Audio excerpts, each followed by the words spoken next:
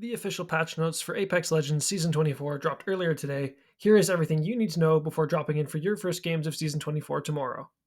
This video is broken into small sections that are timestamped, so feel free to hop around and listen to sections that interest you. One more quick comment before we dive into the patch notes and to get this intro to 30 seconds so that I can timestamp it. If you're new here, my name is Adam and I run this channel with my girlfriend Maya. We upload high-ish skill, Apex Legend gameplays twice a week with funny edits and moments scattered throughout the videos. If that sounds like something you would enjoy, please feel free to check out one of our other videos and subscribe to our channel if you like what you see. Alright, now, without further ado, let's get into the patch notes. Kicking off the section about legend buffs and nerfs, we have Ashe. Ashe's arc snare now tethers players to the location where the snare landed rather than the location where it hit the player, meaning that players hit by Ashe's snare will have a harder time running away or getting to cover. This is a minor buff, but it's a nice one for Ashe players, and it will make her attack slightly more punishing when it hits its opponents. Ashe's ultimate, Phase Breach, had its range increased from 76 meters to 100 meters, has had improved reliability of placement, and players travel faster through it. It also has improved visual feedback when placing it. This was a much needed buff in my opinion, as her ult has always been a bit clunky and hard to use, so hopefully this helps the overall flow of things when playing Ashe. Perhaps the biggest change to Ashe's kit is the removal of her old passive, Predator's Pursuit, which allowed her to scan death boxes to reveal the killer's locations, and the replacement of it with a new dash ability to perform a quick dash while in the air to close down the space between Ashe and her adversaries or to make a quick escape.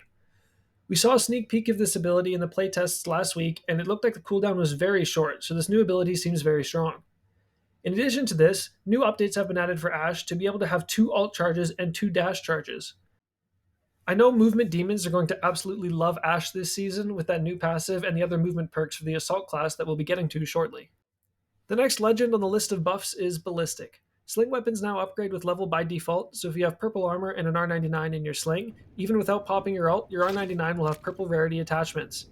Ballistic can also now carry mythic level weapons in his sling and will gain infinite ammo for them in his ult, so he can keep a bow check in his back pocket the entire game and annoy the lobby the whole time.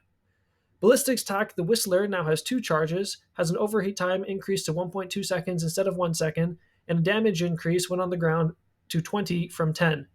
His squad now gains a speed boost when empowered by his ult, on top of the fast reload and infinite ammo. Ballistic also has new perks to increase the duration of his ultimate, get up to 4 attack charges, or have overheats also silence the enemy for 6 seconds. Ballistic's ult should now really increase the combat effectiveness of his squad, which is what his character is supposed to do, so hopefully squads will actually feel the impact of having a Ballistic on their team from now on. Crypto and Maggie also received small buffs this season, or Gibby and Newcastle got small nerfs, depending on how you look at it. Crypto's ult now destroys Gibby's bubble like it used to, and Maggie's Wrecking Ball will destroy both Gibby's bubble and Newcastle's mobile shield. Loba has been immediately hit with a nerf following her buffs from about a month ago, albeit only a small one, with her ultimate returning to only being 50% charged when landing from the first time in a match. The Assault class is being given the support treatment this season, albeit to a bit of a lesser degree. They've been granted 2 additional inventory slots specifically for grenades, so there is absolutely no reason not to carry at least 2 at all times while playing Assault. This does double to 4 grenades for Fuse. They've also been granted the ability to passively reload stowed weapons after 2 seconds, so basically a permanent gold mag minus the extra ammo capacity. And most significantly, the new class ability Battle Surge. Breaking an enemy's shield now grants a temporary speed boost, fast reloads, and highlights the enemies for 4 seconds, which I think is way too long and is going to be super strong. I'm wondering how this speed burst will stack with Bangalore's double time passive as well. It will be interesting to see if she turns into the Flash this season. I also didn't see anything in the patch notes about reverting the support class perks, which I think is good. I heard rumors that this might be happening. The fast heals and bunkering ability of the support class will help combat the constant aping that I'm sure will happen with the new assault class perks. The long-standing helmets and armor system will be changing in Season 24. White, blue, and purple helmets have been removed from the loot pool. Gold helmets will remain in the game, but no longer provide a headshot multiplier reduction. Red helmets have been introduced, but also provide no headshot multiplier reduction. Instead, gold helmets will upgrade the player's armor to gold, providing double small heals and 100 shield. Red helmets are similar and will upgrade the players to red armor with 125 shield. This is the only way to get red armor now. You can no longer level up your Evo to red. This change is a bit weird to me. I don't get why the helmets are upgrading armor instead of just reintroducing gold and red shields in the loot pool, but I don't make the calls. The essential nerf to armor combined with the new weapon buffs that we will get to shortly are going to drastically decrease the time to kill in Apex and will make the game feel very different this season. There are a whole slew of weapon changes coming this season, most of them receiving buffs. I'm going to rifle through the patch notes here and try to get through them as quickly as I can. The Havoc is receiving a damage increase from 18 to 21 and is remaining as a care package weapon. The Hemlock is getting its damage increased from 19 to 20. The Nemesis is getting its damage increased from 16 to 70. The Arthro 1 is getting its damage increased from 13 to 14. The Flatline is getting its damage increased from 18 to 19.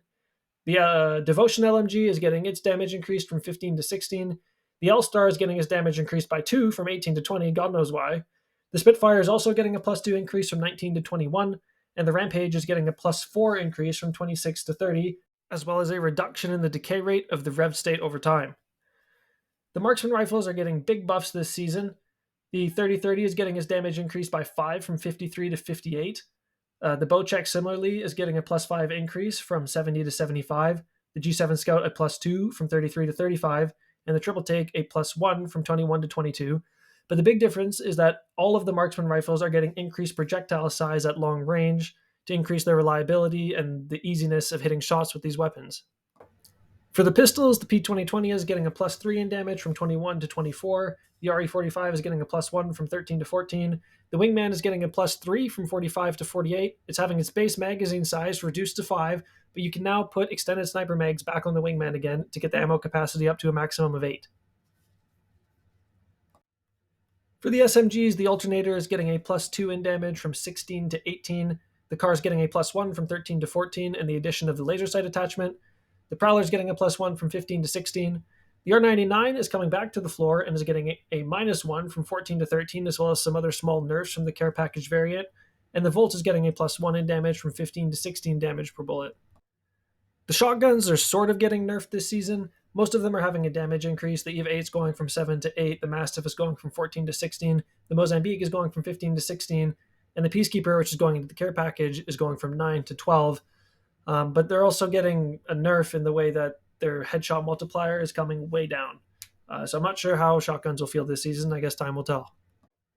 The sniper rifles are the only class of weapon not really seeing too much of a change this season. For the most part, their base damage has not been increased, the exception being the Kraber, which has had its base damage increased from 140 to 150, and its headshot damage is 210 now, which out red armor should one-shot pretty much anyone, which I think is a great change and will make the Kraber really good again. But the big changes are that the limb damage has been reduced from 90% to 70%, and the headshot multipliers have been increased for most of the snipers. So there's an added incentive to aim for the head and take time with your shots using sniper rifles. Overall, there have pretty much been buffs across the board as far as weapons go, so people are going to be getting absolutely melted this season in gunfights. Apex is going to feel very different. Moving on to other gameplay changes, these include the R99 returning to the floor and the Peacekeeper going into the care package. The Alternator, R99, Wingman, 30-30, and Rampage LMG are going to be the gold weapons in rotation. New loot arsenals have been added to the major POIs to allow players to find and upgrade weapons of their choice.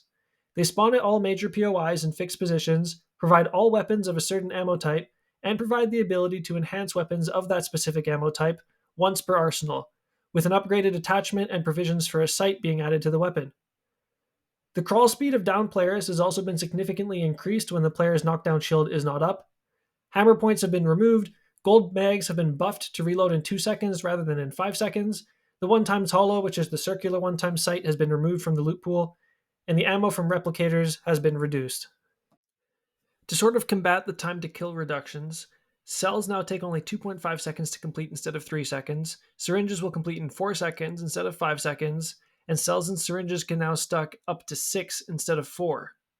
Batteries and medkit spawn rates have also been slightly increased. There are also various quality of life changes included in this update. Muzzle flash when firing weapons has been reduced by up to 95%, with focus on keeping the visuals below the line of sight of the weapons, as well as other small optimizations to muzzle flash.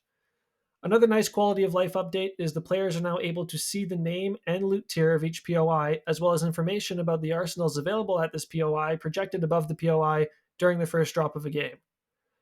There have also been other small quality of life changes, like the squad summary section after matches now picks from a small set of stats instead of always showing the revives, respawns, and times survived for unranked duos and trios, the removal of some rat spots across all maps, and improvements to the AI bots from Bot Royale, which are also probably coming to pub soon, as we will get to shortly.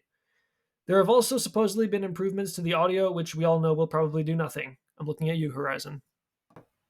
The map rotation for pubs will be Kings Canyon, Olympus, and Broken Moon. Ranked will have Storm Point instead of Broken Moon. There have been no map changes apart from the removal of some rat spots, as mentioned earlier. Some really disappointing news in regards to game modes. The patch notes mention takeover events, which mean that once again we will not be able to play regular public matches and probably won't be able to earn damage or kill badges in pubs for the majority of the season. There will be a rotation of takeover events throughout the season, with a small window for normal public matches from March 11th to 24th. This is really disappointing news because I am missing the regular pubs matches after not being able to play it for about 4 months now, and would like the opportunity to grind for pubs badges once again. I'm all for new content to mix the game up, but please EA, just put these events in as LTMs and let us play regular pubs if we want to. To add to the disappointment, there's no mention of arenas anywhere in the patch notes, which means we aren't getting the return of arenas on season launch. Hopefully we will get it later in the season. Regarding ranked, the only change is that new players will have to complete a set of challenges in order to access the ranked game mode.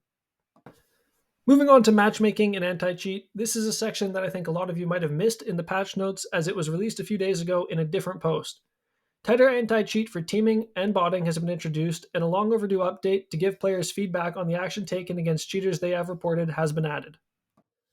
The following item is tagged as coming soon, so we don't know for sure if it will launch with the start of Season 24, but it might, and it is looking very interesting.